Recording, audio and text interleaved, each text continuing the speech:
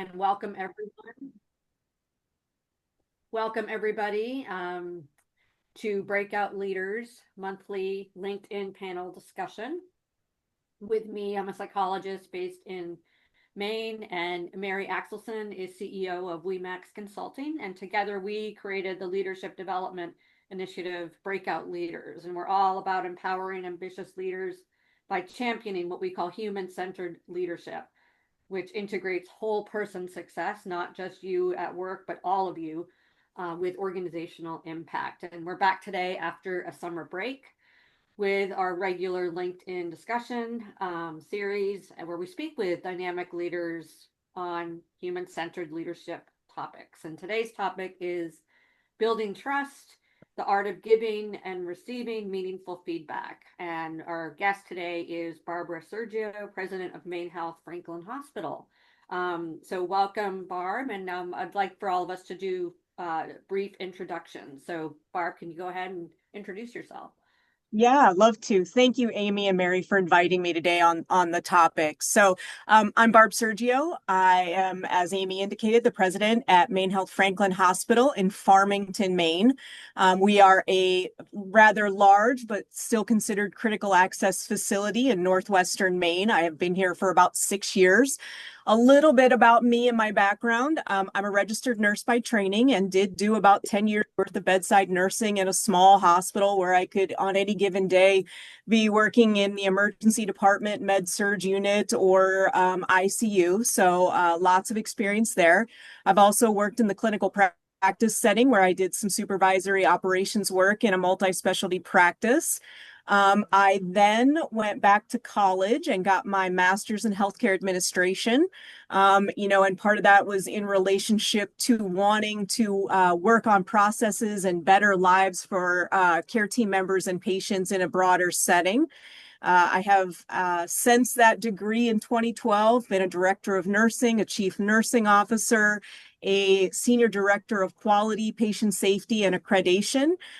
Here at Franklin in Maine, I have done the Senior Director of Quality, Patient Safety, and Accreditation role, Chief Operating Officer, and I've been the president here now for 2.5 years.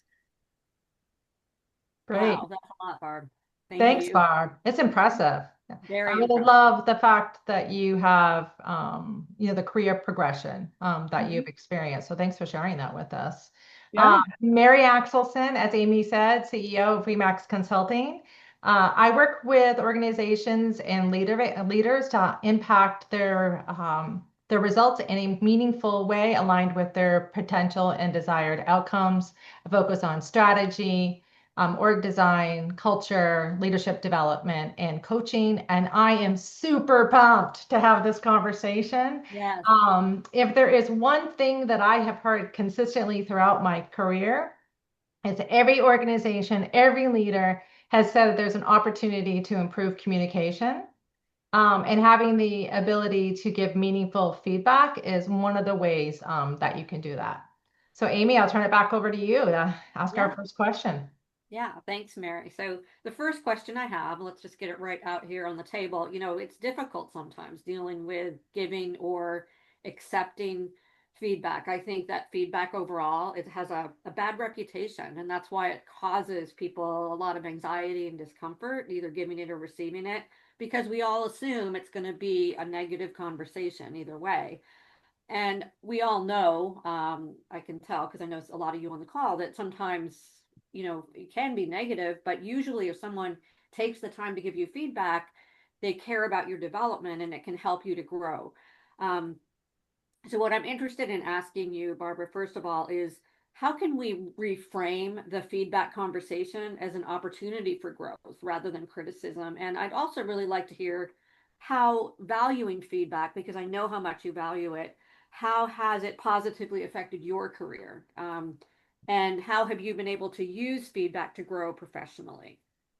Yeah. It's such an important area and it's so hard. I don't think it's a skill anybody is just born with. I think over the years we all develop it. I would say that in my experience and opinion, how to flip that narrative to a negative connotation to a I care about you approach is to be direct in your intent, Mhm. right? Don't wait to have that conversation. Be very direct in your intent. And so like if an event or something occurs and it registers in your brain that you need to provide feedback to that individual or that team, be intentional about it. Don't wait, go straight at it. And way I've started those things off is, how do you think that went? And you get from them that perspective of, how they perceive the event or the action happened. And then in my opinion, that's an open dialogue, right? So I think it's really important to have that open dialogue setting, not the you did this, I would have done that. It's not that. I want an open conversation about how something could have gone better.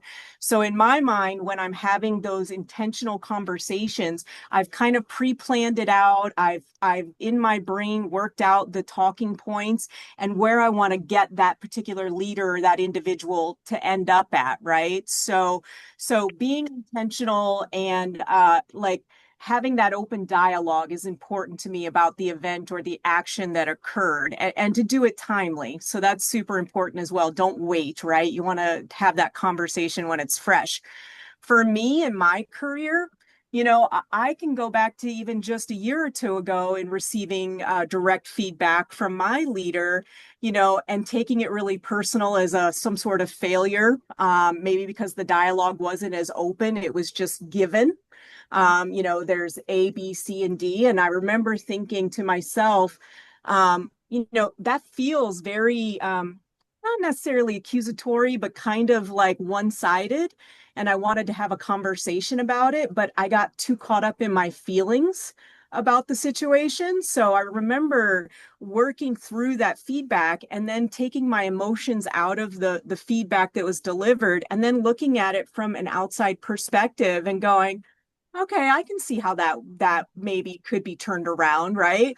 So, and then trying to use examples like, when I'm working with my teams as a leader on my first approach is this, maybe I should change it based off of that feedback, right? Maybe I should just alter that or tweak that a little bit to be a little more aware of how I deliver a message or how I interact with others. So for me, feedback has not always been easy because it's hard not to take feedback very personally, but to remember it's really the intent is to improve you or the individual and not to take it personally because it's really shouldn't be about a personal or personality type thing.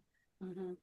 Yeah, I so agree with that. And I actually learned to really value feedback myself when I was in high school. I was trying out for the cheerleading team, and I noticed that all my friends trying out, they kept getting feedback. And I was thinking, wow, I must be pretty good because I'm not getting any. And then I realized when I didn't make the team, that's because I wasn't really worth the feedback to them, because they knew right away I wasn't going to make it. So why bother? So I've always looked at feedback as extremely helpful, and I value it so much when someone takes the time to give me the feedback. Yeah. Mary, what do you think? Yeah, Barb. So there was just so many nuggets in what you just shared in that response. So I just want to take a minute and paraphrase them back, right? The first thing I heard you say is be direct in your intent, right? So have clarity around the purpose and why you want to have the conversation. And then the other thing that you said is also prepare, right? What are your talking points? Give it that time that it deserves ahead, so that your message comes across in the way that you intended. I also heard about real time, having it be timely, and so that it's fresh in both of your memories when you have that conversation. I loved the comment that you made around asking questions, how it creates an opportunity for open dialogue. And then the other thing that I pulled out of that, Barb, that you didn't say explicitly, but I think there was an intent behind it around it also raises self-awareness. And it also helps you, as the leader, get an understanding of where I am in my self awareness. Um, and then the other thing that you said is giving that time for reflection.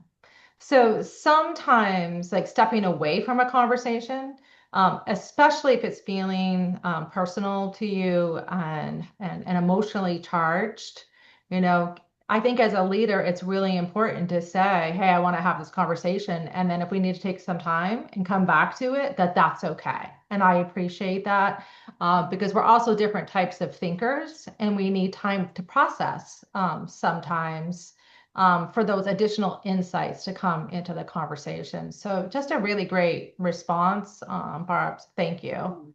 Yeah. The other thing I want to call out is when we hear the word feedback, it's almost like it's become a four-letter word because we immediately have this negative connotation associated with it.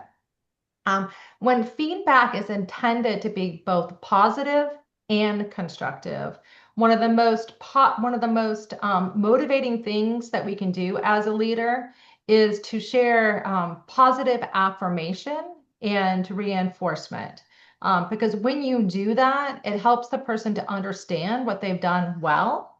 It also helps to feel seen, valued, and heard and understand the impact that you're having in the organization. So, Barb, as we go into our next question and getting back to feedback can be both positive and constructive, and that you want it to be real time and direct. Can you give people some tips beyond that around how do you move past vague feedback like, oh, great job, um, to feedback that is real time, specific, and outcome focused and really actually makes a difference? Yeah. So another crucial point. So I don't know about you all, but early on in any leadership role I've had, whenever I've had to give that constructive feedback piece, right? I would tend to spend a lot of time like perseverating around the conversation, creating anxiety as a leader. I want them to know I care about them, but and I found myself going back and forth in my head, and then finally just going at the conversation this is a moment in time where I did have a leader, quite a few years back who said, you're not being very clear in your message to the person Mhm. because you're bookending it with the buts. Right. So, and I would say the word sugarcoating, don't sugarcoat. I mean, that's true. Like what I said earlier, be direct in your intent, but the bookending is also very confusing for people. I think you're a great leader, but if I were going to do this project, I would do it a little bit differently. And your team is feeling, this way or that way. But great job on completing it on time. So, don't bookend conversations with these teams like this, right? Or the individuals. Constructive feedback whenever I feel like I've done it successfully or with the right amount of constructive feedback involved is at the end they are kind of reading back to me, right, what I said. So this is what the outcome, we need to get to, and this is what we just talked about, like that. That's the nurse in me as well, right? The teach back, read back, that you do for patients. So I hope that when I give clear feedback, that constructive feedback, that it's clear. I mean, I want to leave on a positive note because I want to go into the feedback conversation with intent for positive, right? Like I value my time as a leader. To Amy's point, I mean, if I don't think the leader is going to ever get there, I'm not going to spend all my time giving feedback, right? So I want to make sure they understand they are valued, but I don't want them to leave going, did she like it or did she not like it? I'm not really sure what she wants me to do there. So I don't bookend my conversations when I have feedback. We do leave on a positive note, but I don't fill it with a bunch of back and forth. Mhm. Yeah, I love that. I love the but or yet, because what you've just then is negated whatever you just said Mhm. before that, and now the person can hear the second. And going back to the positive affirmation and reinforcement, I just shared before we jumped on the call that I just recently came back from Glacier National Park celebrating my dad's 80th birthday, and presence, like being present, is something that's incredibly important to me. And as I was flying back from the trip, and just I felt an enormous amount of gratitude. I sent Jillian a text, who's on our team, and I thanked her for the work that she did, and I gave her specific examples of what she had done while I was away, because she was a critical part of my ability to be present with my dad and my family in the way that I wanted to be.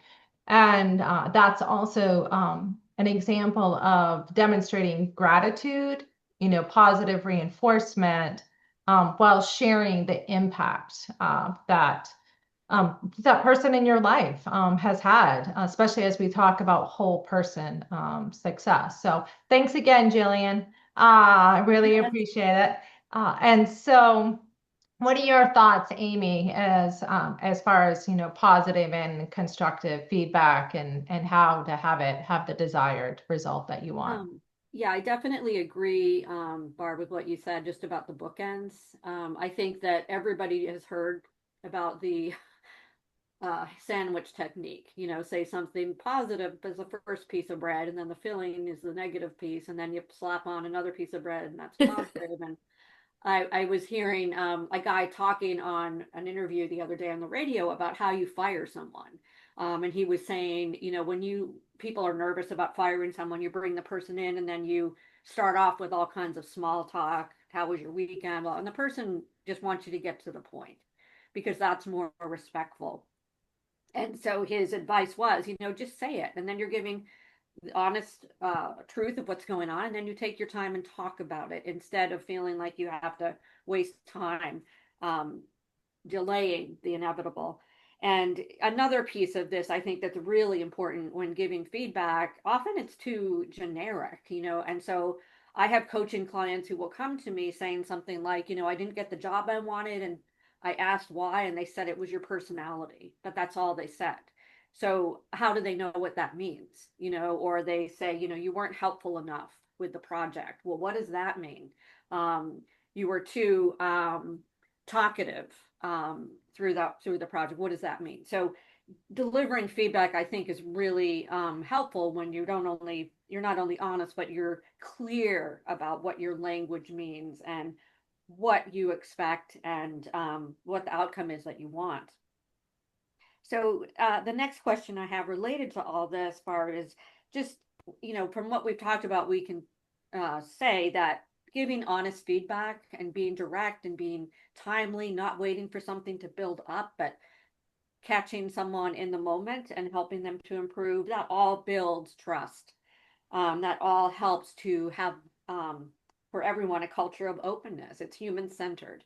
Um, so I wonder, Barbara, if you can share some examples as a leader of times when you have given feedback to people on your team and it's really improved your relationship or helped the whole work culture function better. Yeah. I particularly see that kind of feedback or that kind of relationship building in some of the mentoring work I do with newer or leaders that are newer to leadership roles or looking to grow in their leadership role. So, if I'm giving that kind of feedback to a performance, whether it's in an action item or just overall, there's such thing as executive presence, when you're in a setting. And I find that in those types of feedback cultures, I'm trying to talk about executive presence and trying to help somebody get through that tricky landscape at times. I would say, a time that comes to mind is a newer leader to a team, and they were struggling with, I want to get this done, and it's got to get done, and it's got to get done now, and I don't understand the holdup, and I would have to let them know that, impatience is something we all have with a process, but, we have to take a step back and learn to temper our own dynamic energy. And it's not always easy. And it's not a negative thing, and it's not a positive thing when you're a leader, because if you're seen to rush to everybody's aid to do jobs and to get projects done, it can, it stifles creativity, and, it makes you seem upfront and in person too much, I guess, is what I'm trying to say. And so with this particular individual, trying not to stifle them, I wanted them to understand that I trusted what they were doing. They were 100% correct in the process, but they needed to trust their team to get the process done. I've been given that feedback myself, that I have a very talented team of leaders around me. And even though I know what the outcome wants to be, it doesn't have to be that way, right? We're not all going to get there the same way. So for me, building that trust is letting them know I understand, and a lot of times I'll share personal experience in that regard. During the feedback conversation, say, I understand your intent, and you're correct in the outcome that we want, but we have to trust outside of our circle. We have to trust others. And so I think just sharing personal experiences and letting them know that I trust where they're going with the process and with the plan, but they have to kind of dial it back a little bit and listen to some of the feedback about trusting others around you. So I feel like that trust piece of it is very that's an intentional conversation as well, right? Like, I trust you, so you need to trust others to get there. So let's talk about that. Yes. Yeah. I also really like what you said about Barb, people doing it in their own way. Often when we deliver feedback, we think that the person has to do it a certain way. And I think that we lead best when we give people as much freedom as we can to do it in a way that makes sense for them, as long as we're reaching the outcome that we're both in agreement on. That builds a lot of trust. Yeah, the other thing I just liked that you said, Barbara, is around stifling, how you could potentially be stifling creativity. Yep. So one of the disclaimers that I make about myself whenever someone works with me is that I invite conflict. Because I have a belief that when we bring different viewpoints, to the situation, to the conversation, to the approach, that we actually are inviting creativity instead of stifling it. And that whatever the outcome is, it's way better than what we could have ever produced individually. And so to be able to get that kind of a result means that you have to be okay with conflict, and managing through the fact that you might have differing viewpoints. And then how do you negotiate and compromise in a way that gets to that elevated outcome that you're looking for?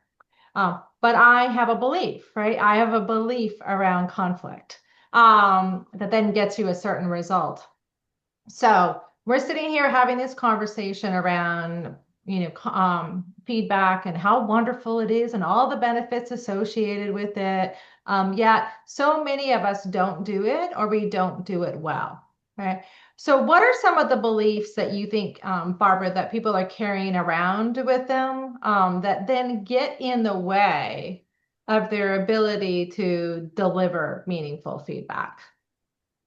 That's that conversation in your head as a leader, knowing that you have to give or have this conversation around feedback, that it takes too long to work out in your head, and you're afraid you're going to hurt their feelings, right? And so for me, as a newer leader in my career, I was always like, but I want them to know I care, but I got to tell them something difficult. I'm going to hurt their feelings, and I don't know how to move past that, right?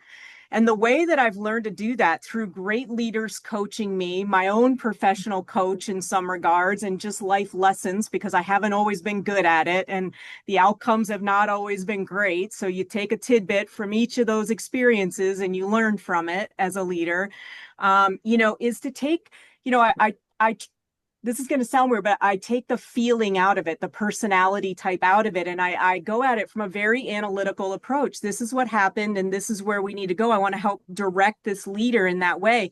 So I go into it with the intent that they want to learn, that I want to teach them something, right? So there's positive intent, I'm assuming, on both sides. If by chance that conversation turns and they put feeling into it, or I can see that they're not handling it well, then we pivot into a conversation about, personality. It's not a personality thing. There is a job to be done, right? And so I think I saw a question into the chat about different approaches for different personalities for feedback. I think you just have to know the individual you're going to give the feedback to, because if I'm taking the time to give feedback, I already know this individual, so I go into the conversation prepared for how I may think they're going to react to it. So I try and plan as much as I can for good outcomes. Like, I have an intent when I go in there that this is going to be a good feedback outcome. Yeah, I love that. Operating with positive intent. The other thing I would say is that from a whole person success perspective, feelings are real and they also have a place. And Yep. so sometimes we have to label them and we have to acknowledge that we're feeling and experiencing some feelings in that moment. Because if we stuff them or we ignore them, then we're going to harbor anger and resentment, and we're not going to be able to move on from the situation. So, when I was working within an organization, I had someone on my team who was a crier. Mm-hmm. And I welcomed him. I said, okay, let's cry it out. That's the key, Right? Like, right? let the feelings, let's honor the feelings and where we are in that moment. And then, let's be able to see how we can navigate and move through this conversation in a way that's respectful and meaningful for both of us. And so then we had our own language with each other. So she would come into my office sometimes and she'd say, all right, I got to cry it out for a few minutes.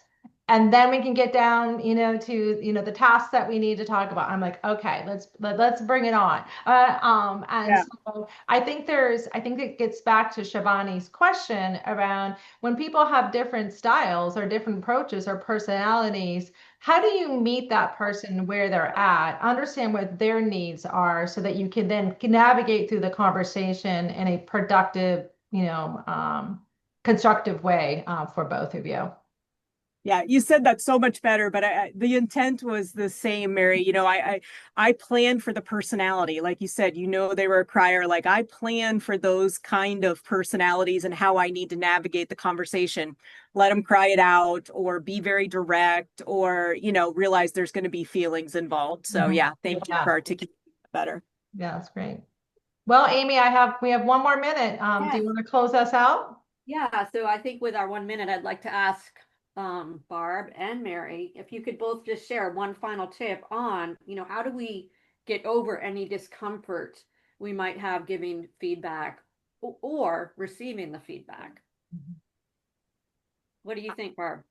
I Couple tips. So for receiving feedback, um, I have learned to not take it personally, right? I've learned to go into it with a positive mindset. The same thing as giving the feedback. It's with positive intent. So that's not always easy. I have to sometimes take it away and leave the meeting and really digest it, and then like figure out where I can use it or go forward with it for myself for receiving feedback.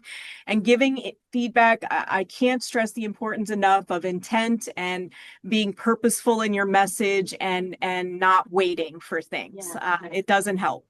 Yeah, the waiting just creates more anxiety, I think. Yeah. Thank you, Barb. And what about you, Mary? What's your tip?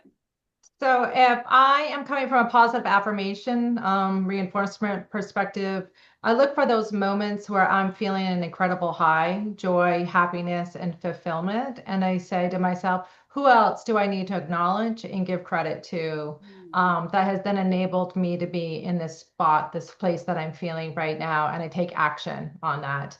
Yeah. If I'm going into a place where I have to give constructive feedback, I'm probably going to feel a little bit of fear and anxiety associated with that. And I honor that feeling and that emotion as I go into it because it means I care deeply about the person and the conversation that I'm about to have. And it's okay to be holding a little bit of fear and anxiety going into that discussion. That's great advice. And I especially like what you said, Mary, about giving positive feedback. We often tend toward the negative in our culture, and so I always tell people you look for opportunities to say something nice to someone, to compliment someone, as long as it's genuine. That makes all the difference. So we're at 12:31 now. So our panel discussion has come to an end. I just want to thank you again, Barb, for joining us, and thank you, Mary, for co-facilitating with me, and thanks all of you for coming. And watch for the clips that come up in LinkedIn, and look forward to hearing from us again about our next one. Thank you, Thank everyone. you. It was great to see you. Thank you.